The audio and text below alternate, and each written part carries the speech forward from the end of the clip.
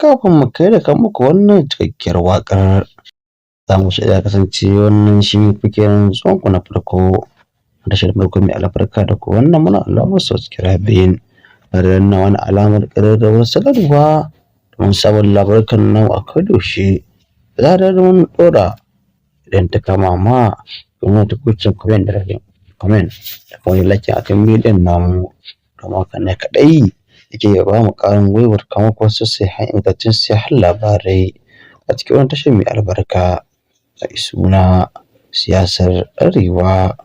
Shin masu saurare da gaske ne ma'aikin siyasar Najeriya da duka wuta rarara ya waƙe da Brigadier Abdulrahman Chani ce wasu jamhuriyar Nijar kwarai bai waƙe shi ba.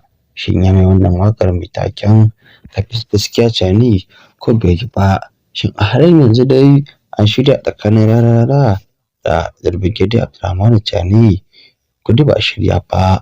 Ku biyo mu sannu a hankali har ƙarshen wannan bidiyo namu domin fara da abawa kan yadda abin yake wakana a halin yanzu. Wata sabuwa inda kwanciya faɗi rarara da yiwa shi wasan Nijar waƙa wato dai Chani masu saurare a zahircin gaskiya da wannan waƙar dai ba a yi ta ba mai taken kafin gaskiya Chani rarara bai yi ta ba kuma ba shi da niyyar yin ta sai ma kun sani cewa in dai har ta shi wa Chani waƙa in dai ba Allah ne ya yi ba to lallai sai da kai a yi masa waƙar wato dai jin mutunci da kuma dai waƙar tsinuwa a halin cewa Chani ɗin ya fi shugaban ƙasarsa aiki wato dai Bola Ahmed Tinubu a ba a Najeriya.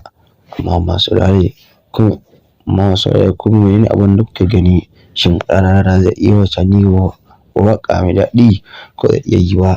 Kuma shin idan har zai yi kuna so ko ba ku so? To Allah ya sa mu dace. Duka kanin mu kawo ƙarshen shirin namu ne yanzu. Sautar a shirin namu na anjima masu saurare wacce lafiyar sama dace amin sun amin.